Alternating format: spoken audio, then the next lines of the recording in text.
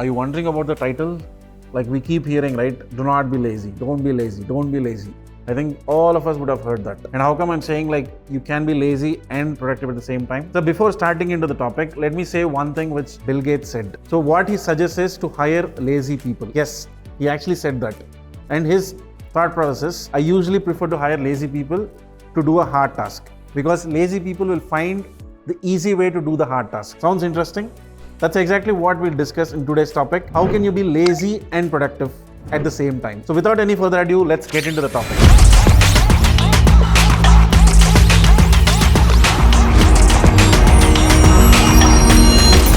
Hey everyone, this is Kapil Reddy, founder and CEO of Zuperly. Today, the topic we're going to discuss about is something a lot of lazy people can actually be happy about, because it's actually possible to be lazy and productive at the same time. And there is a methodology we can follow to actually do this. And it's called the RAD system. So R stands for reduce, A stands for automate, D stands for delegate. So let's understand a bit more on how exactly this can be implemented. So, but having said that, I would want to emphasize that you have to be lazy, but strategically lazy to actually see the outcomes. Don't take laziness in the literal sense, because that can be misleading as well. So now let's understand what do we mean by reduce, automate and delegate. The first step, reduce. The reason why we feel overwhelmed with a lot of things is if you have too many things on our platter. Let's say you have a big task ahead of you and you feel like there are so many things to actually do to achieve the task.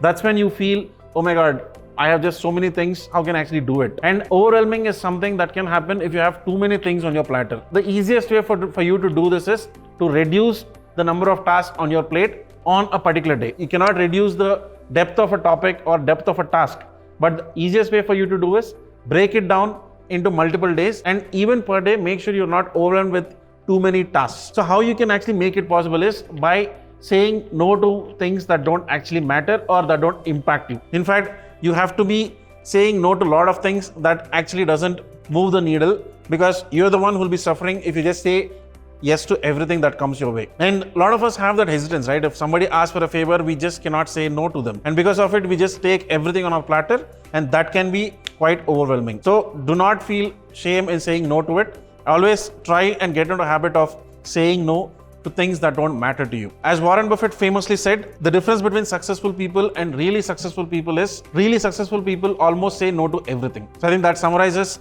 why you got to say no to things which don't matter to you. In this way, essentially you're reducing the number of tasks on your plate, and because of it, your cognitive load reduces significantly and you can be more efficient. Second thing is automate. Especially given the digital era we are in, I think a lot of things can be automated provided we start making use of it. For example, earlier tickets booking was such a mess, but now everything is automated.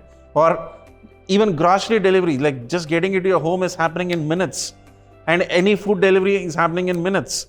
All this is possible because of technological automation. But again, there are certain things, right? But when it comes to your personal life or your personal work life, you have to automate as many things as possible. Especially if, let's say, there is a task which you are doing repeatedly and you don't want to, again, because admin work can actually eat up your time, and most importantly, it's a very unproductive way of working. It makes you feel less excited, because of which you need to avoid all these admin tasks. So try automating any task that you feel will be recurring over a period of time. For example, let's say you want to learn something and you want to be reminded at a particular time. So don't have that cognitive load. Just set a reminder. Just have your schedule set up. Of course, let's say if you really want to learn something effectively, just use Zuperly and set up your learning schedule. A particular time every day, Zuperly will help you nudge and bring you back to that learning. So you're not worried about, okay, how do I manage my learning, or how do I do these other things? That is exactly how you got to automate things. Same principle applies to other things as well. Let's say rather than having tens of tabs open and going back to it, searching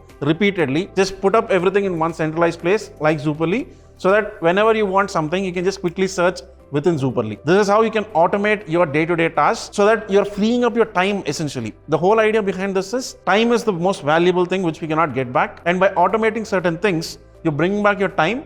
And most importantly, you can now work on things which actually excite you, rather than worrying about organizing and all these other things. And the best example, as I told, always look into your day-to-day examples. And the more you automate, the higher time you can actually get that you can use for other things. In this way, you're automating a lot of stuff, so that you don't have to worry about these trivial things and you can focus on bigger things. The third step is delegating. We always believe that delegating is something only the super rich can afford. But no, it's not like that. Anybody and everybody can start delegating. provided you give the value and time to that particular task. For example, let's say you're probably good in certain things, you're not really good in certain things. As long as you feel these other things are not very important to you in your professional life, start identifying people who can actually do it more excitedly and just delegate it to them. And the same principle applies to your day-to-day tasks as well. Let's say, for example, cleaning your house is something you're not very happy about. Just set aside some budget and try and get domestic help who can actually do it. Okay, now you might wonder that can get quite costly. How you can actually balance it out is just try and understand what is your hour's worth.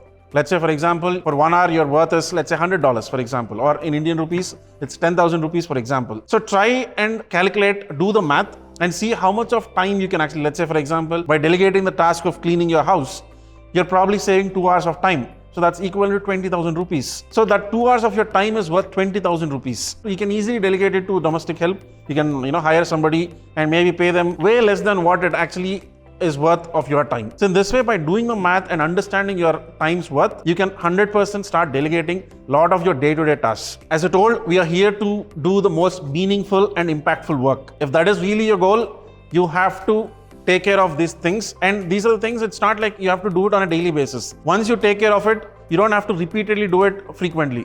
Once in a while, you can get back and see where all you can actually start delegating things or automating things.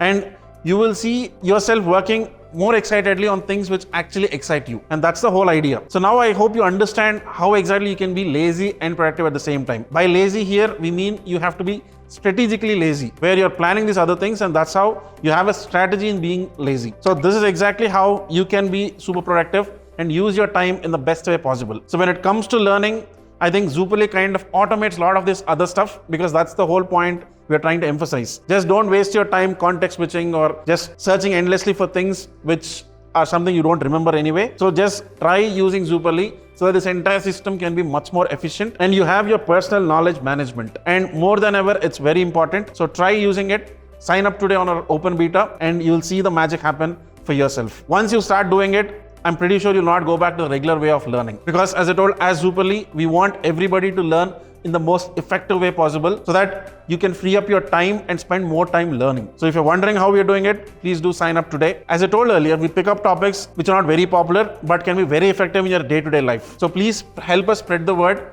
by liking, commenting, subscribing and sharing. So until then, I hope you all have a good weekend and a great week ahead. Signing off. Bye-bye.